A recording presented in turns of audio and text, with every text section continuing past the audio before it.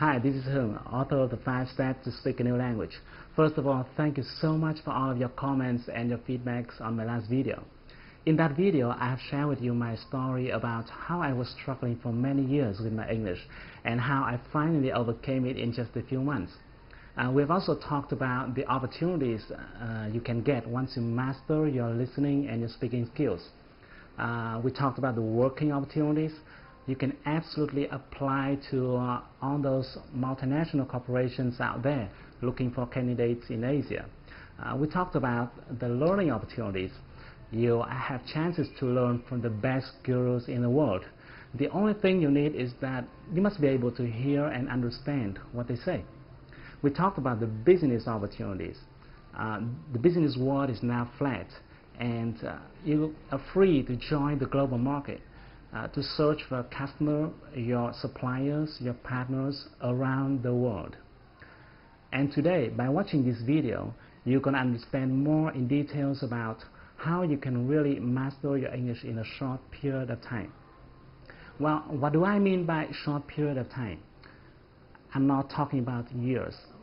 I'm talking about months. It might be 8 or 9 or 10 months. I can't say exactly how long, because it also depends much on you. But some of my friends and my students were able to do it in 5 or 6 months.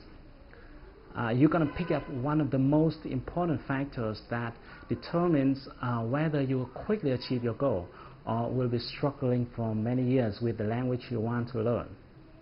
Let me start with a question. What do you think is the most important thing when it comes to learning a new language? Let's pause for a few seconds and really think about it. What do you think? Well, there's not a single answer for this question, but when it comes to language, most people must agree with me that vocabulary is at the top of the priority list. Without vocabulary, you definitely can't hear, you can't speak. You're still able to communicate a little bit without grammar or with poor pronunciation, but you can do nothing without words. Because essentially, language is formed by words and the way they're put together logically. But have you ever asked yourself how many words you will have to learn? Or how many words are there in English? I know that most people don't make this question because people just start right away without realizing how far they have to go and how long it will take to get to the end of the road. And that is not really good when you have a long journey. You'll be more likely to reach the target if you have a map in your hand, or if you can realize how far you're going to have to go. Now let me tell you, if you take a look at a dictionary, you'll find that an average one may contain 100,000 words. A bigger one may have 200,000 or 300,000 different words. And I have another question for you. How many words you can learn and remember each day? Given the fact that you learn them and then you forget them, right? You learn and you forget. So how many words do you think you can learn and remember each day? Now let me assume that you can learn and remember 20 words per day. And this is not a bad number at all. To get 300,000 words, you're going to have to learn continuously in 15,000 days, which equals 41 years. Wow, it sounds scary, doesn't it? But just calm down. Don't worry, it won't take you 40 years to learn English if you know this one principle. It is Pareto principle.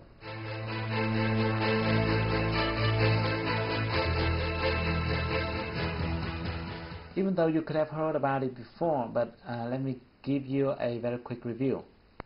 Things in our world are arranged by an interesting rule, which is called the 80-20 rule. This was found by an Italian economist named Vilfredo Pareto. That's why it is also called the Pareto principle. In the beginning, he observed that 80% of the lands are owned by 20% of the population. And then he found that this number is true in many other fields as well. For example, 20% of the workers may produce 80% of the result. or 20% of the customers may bring in 80% of the revenue, or 20% of the features normally cause 80% of the usage, and so on. In fact, the rate 80 per 20 is rather a symbol than an exact number. In many cases, it could be 90 per 10 or 95 per 5. The reason why this principle became famous is because, thanks to it, people could decide where to put the efforts into, like their time, their money, their resources, in order to get the most results. And the great thing is that this principle is also true in learning a new language.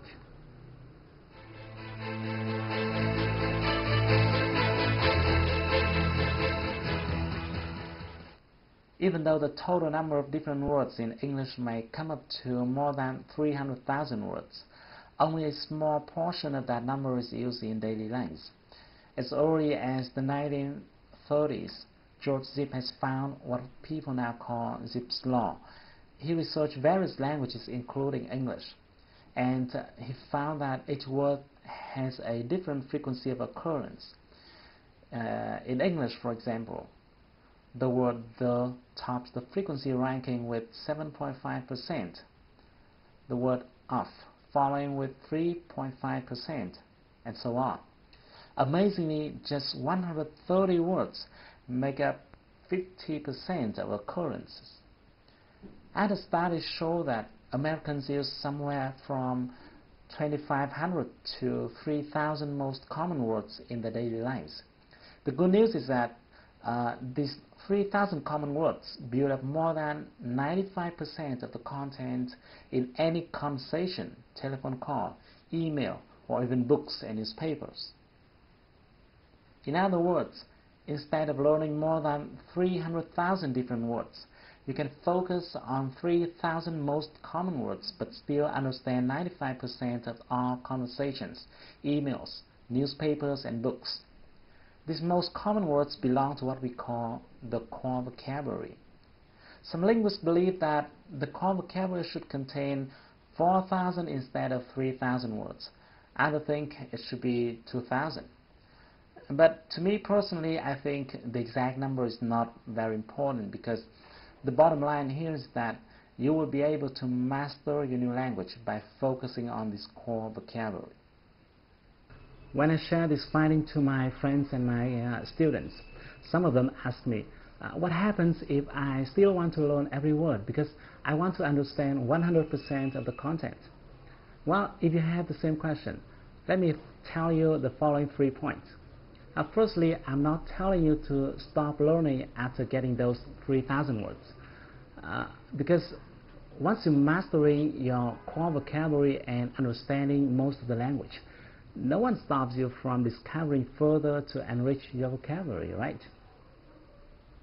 The point here is, which side do you want to focus on first?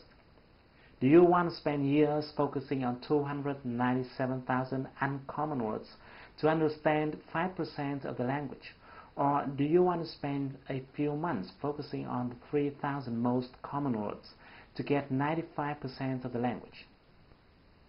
And secondly, another reason for you to focus on the core vocabulary is that in order to remember and be able to use a specific word, you will have to be exposed to that word at least several times. Many linguists believe that a person will need to get exposed to a certain word from 5 to 10 times to master it. And that's why it's not a good idea to spread your efforts unfocusedly. And finally, let me tell you, 95% is fine. It's fine. Think about it. Getting 95% of a content is similar to getting 19 words of every 20 words. Let me give you an illustration. If you pick up a page from a newspaper or a book written in your mother tongue, like this one. This is a page I copied from VN Express, and then I tried covering one word every 20 words. Every 20 words, I covered one word. Let's try reading through it. Try it. Can you almost get the whole meaning? It is okay, right? That's why I said 95% is already fine.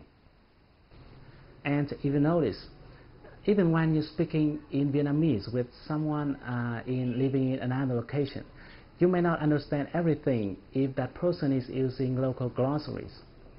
And what would you do if you don't understand one word or another?